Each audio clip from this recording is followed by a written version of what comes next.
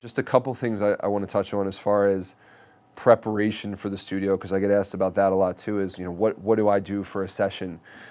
If I have the music, I'll listen to the music a lot before I can go into a session. Specifically with Periphery, a lot of people think that we'll write a song and then I'll go record it a day later and it's like perfect, and that's not the case. A lot of the songs that we recorded for Juggernaut, we had in our possession and could listen to for 6 months, maybe even a year or longer before it. So I had already had a big chance to digest the songs, to know them, to be very comfortable with them, to learn all the different parts, all the melodic instruments, way before I ever actually sat down to record them in the studio. So if I can really get to know the songs, I'll spend as much time as I can. In a setting where I have a session that I don't know the stuff, if you are really good at notating, it's great to bring like a staff book and actually sit down and notate the parts. If you can do that by ear and you can do it quickly, that's great. But a lot of times you're on the clock, so you need to have other methods. And I personally will just bring sort of a little journal, and I'll just map out like, okay, first verse, 8 bars, open hi-hat, and like little notes like that for myself that I can file, like little cheat sheets. And there's a lot of drummers that do that. Josh Freese, for those that know who he is one of the best, most well-known session drummers alive today, who is notorious for having these like sheets with tons of big, words on it that dictate what happens in each section. But because of that, he's able to go into a studio, never hearing a song before, and track it in one take, and it's perfect because that's a combination of talent and being able to understand what certain song formats are like, but also learning how to take notes for yourself in a way that's unique. And if you have a way that works for you, that's an art in itself. There's no right or wrong way to do it. Just do whatever works for you to connect with that, But then there's other technical things you want to be really cautious of in the studio. It's very, very important to work on your consistency as a drummer. And what I mean by that is, at different dynamic levels, knowing how to replicate certain sounds over and over. So if I'm kicking my kick drum with my foot heel down, I want to be able to practice getting every note sounding exactly the same. If I'm playing with my heel up and I'm playing louder, I need to be able to play consistently with the kicks, with that technique. So going through the different foot positions, different hand positions, and working on, what happens if I play the hi-hat with a stroke that's kind of like a hard downbeat, light upbeat, versus what happens if I play with all straight downbeats that are really, really specific. There's all of these different movements that we need to work on as drummers so that it becomes muscle memory.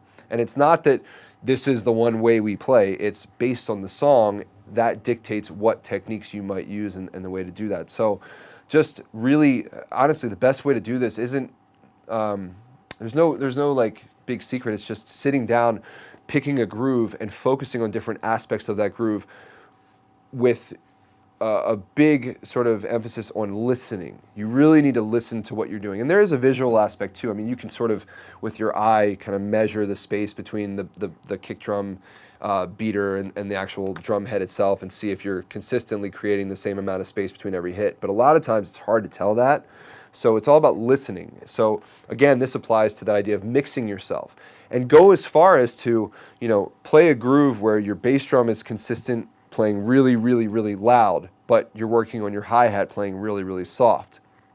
And work on sort of subdividing the interdependence between your limbs so that you don't want to have to like move your right arm, and then because you move your right arm, your left arm has to do something as well. You want to be able to move your right arm and have your left arm free to do whatever you need to do. It's like, rubbing your belly and patting your head at the same time, or some kind of coordination like that.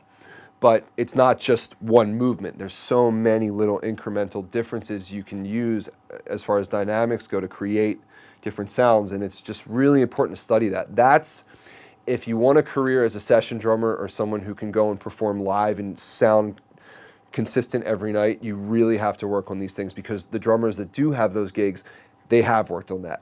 And there's no substitute for that. Like you said, when you're in a live room and you have one mic, you want to be able to hear the nuances and how each different kind of sound that you're making on the drums fits into the mix.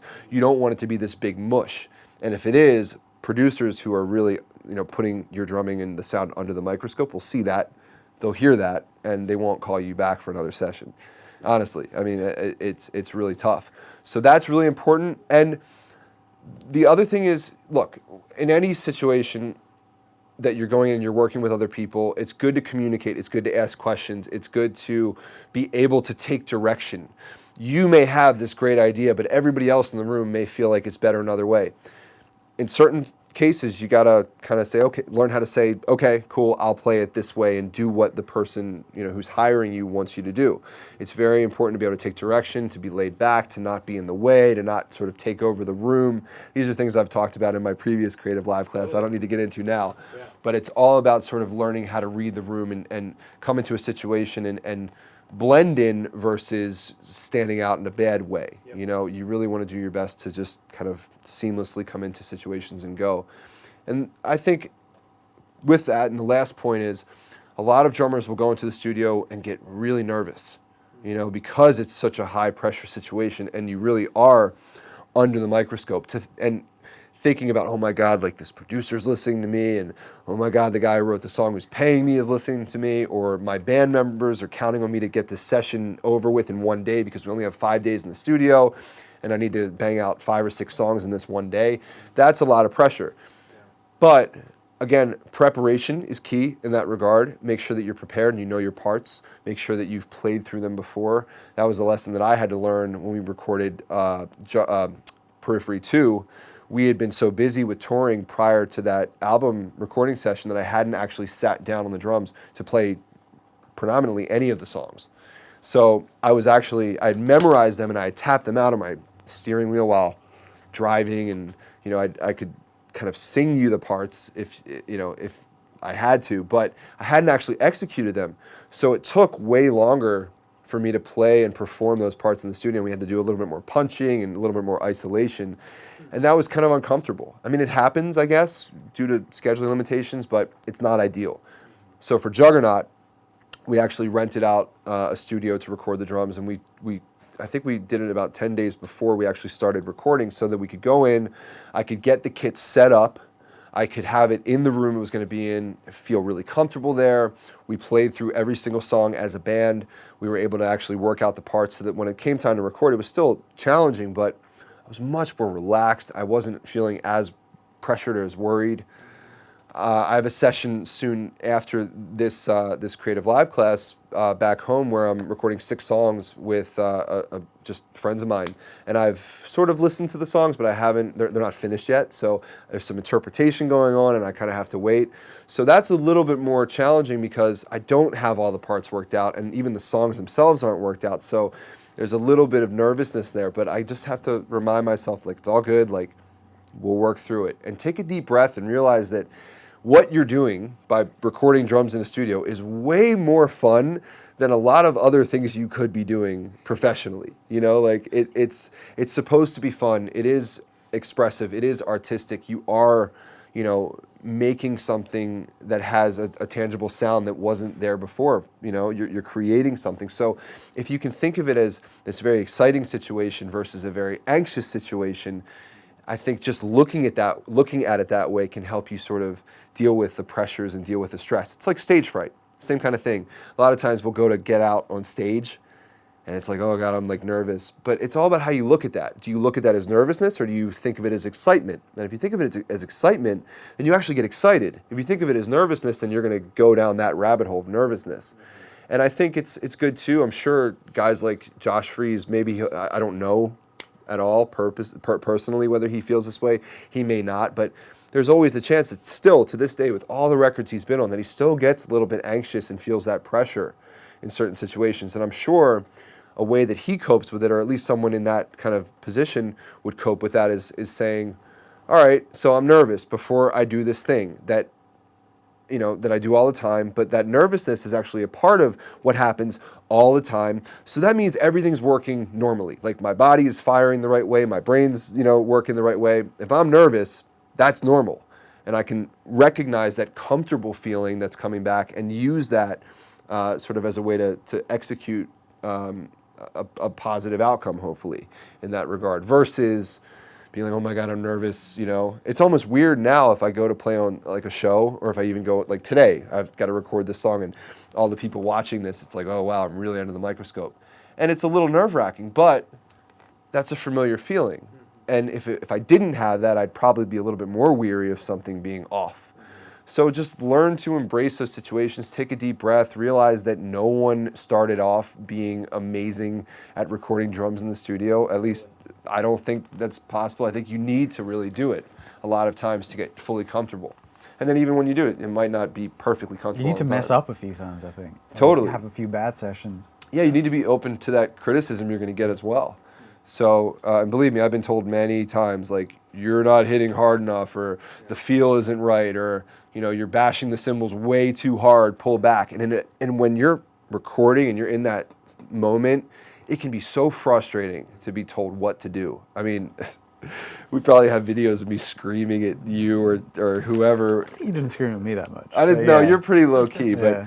when I've worked with other producers and things like that, you know, it's crazy. One quick thing, and then we can move on if there's any questions or anything like that. Let's get tracking, actually. Cool. One quick thing. I did a session with John Feldman one time, who's a producer that focuses mainly on like pop and rock, and I got a call like 10 minutes before. Hey, I need a drummer. You know, can you come in? And I was like, okay, sure. I had no idea what I was going to be recording. I knew it was 2 or 3 songs. I went in, sat down on these drums that I'd never played before, nervous out of my mind. John Feldman's like a big producer. I didn't know what to do. But it was actually one of the coolest recording sessions I'd ever been a part of, because as I'm tracking, he was in my ears saying, okay, this part, you know, like I'd be playing a verse, and he'd be like, okay, transition fill, think Dave Grohl, you know, whatever that means, somehow translated. And then this next section, let's think really tight close hi-hat, 4 on the floor.